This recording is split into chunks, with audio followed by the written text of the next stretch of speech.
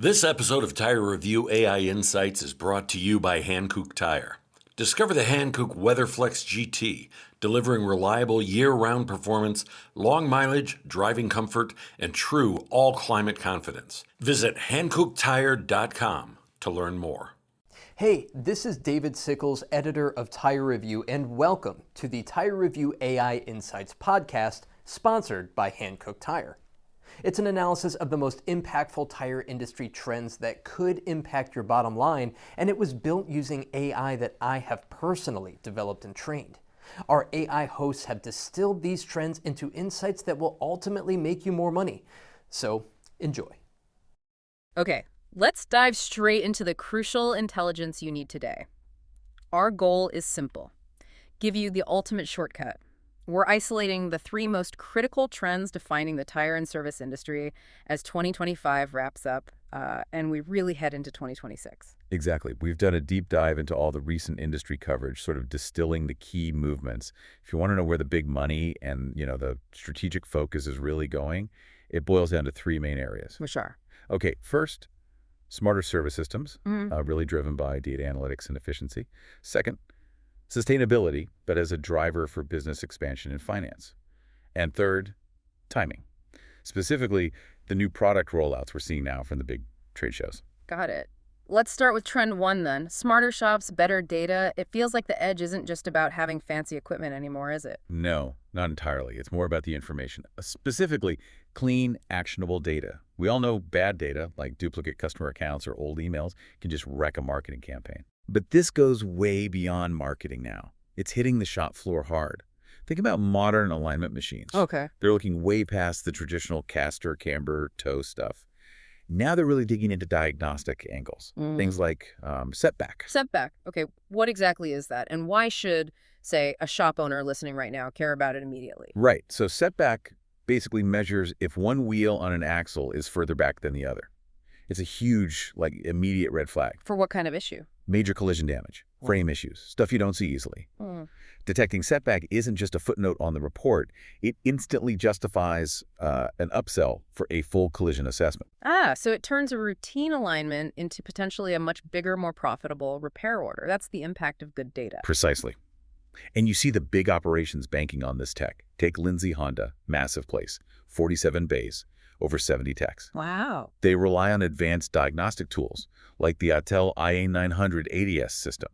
It lets them handle their main Honda work and other brands efficiently. Consistency and speed, that's the game. And this data focus follows the tire even off the vehicle, right? Yeah, that's fascinating too.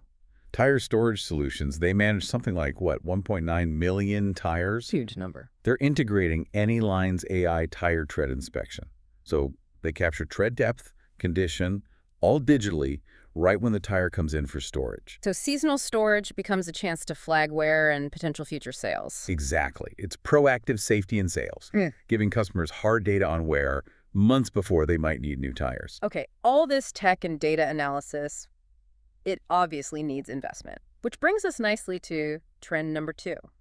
Sustainability isn't just about being green anymore. It's a core financial strategy. It really is. Yeah. It's moved way beyond just compliance. We're talking major capital commitment now. Look at Giti Tire. What do they do? They officially issued about $115 million in sustainability notes.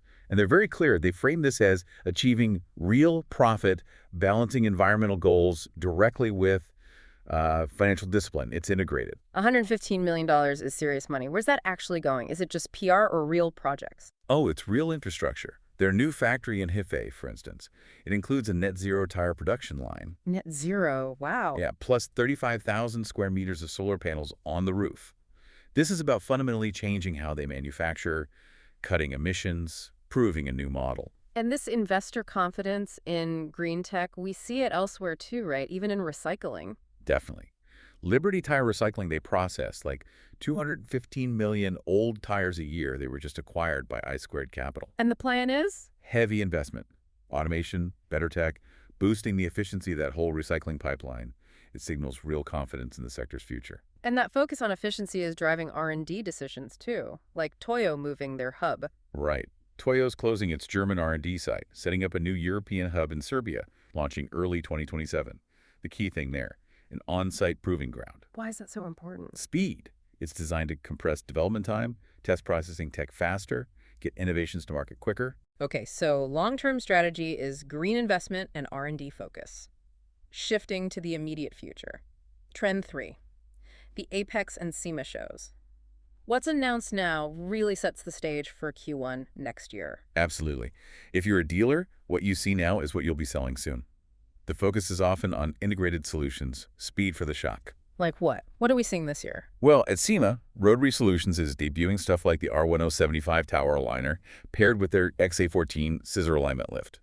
The key isn't just the new models, it's that they integrate. Meaning faster bay turnover. Exactly. Seamless workflow, less downtime. It reinforces their whole serving the shop mantra. It's about making the tech work faster for the business. And on the parts side, at Apex, what's hitting the shelves? Immediate application stuff. PRT is showcasing complete strut assemblies for really current high-volume vehicles. Think the 2025 Honda Accord, the 24 Corolla Cross. Ready to go. And specialized lines, too. Yeah, Dash 4 is highlighting new police performance and HD performance brake lines. That reflects a growing market, aging fleets, commercial trucks needing specific durable parts. And sometimes the track proves the tech for the street, right? For sure. Look at GT Radial. They just clinched the 2025 Formula Drift Tire Cup, the tires they won on. The Cimpiro SX2 RS, which are the same ones you can buy for your car. Instant performance validation. Exactly. What works in competition often drives development for everyday drivers. Okay, let's wrap this up. The 3 big takeaways seem to be, first, smarter service means leveraging deep operational data like setback, not just cleaning up marketing lists. Right. Second, strategic growth is now deeply tied to big, financially incentivized green investments and centralized, faster R&D. And third, your product strategy for early next year. It's being set right now by the equipment and parts debuting at these year-end shows. Staying plugged in is crucial. The common thread through all of this is digitization. It's everywhere. Which leads to a final thought. Go on. We see companies like Mesomat working on embedding sensors inside the tire, digitizing it basically, getting real-time data on tread, road contact, mainly for fleets right now. Okay, so the provocative question is, How long until that's standard?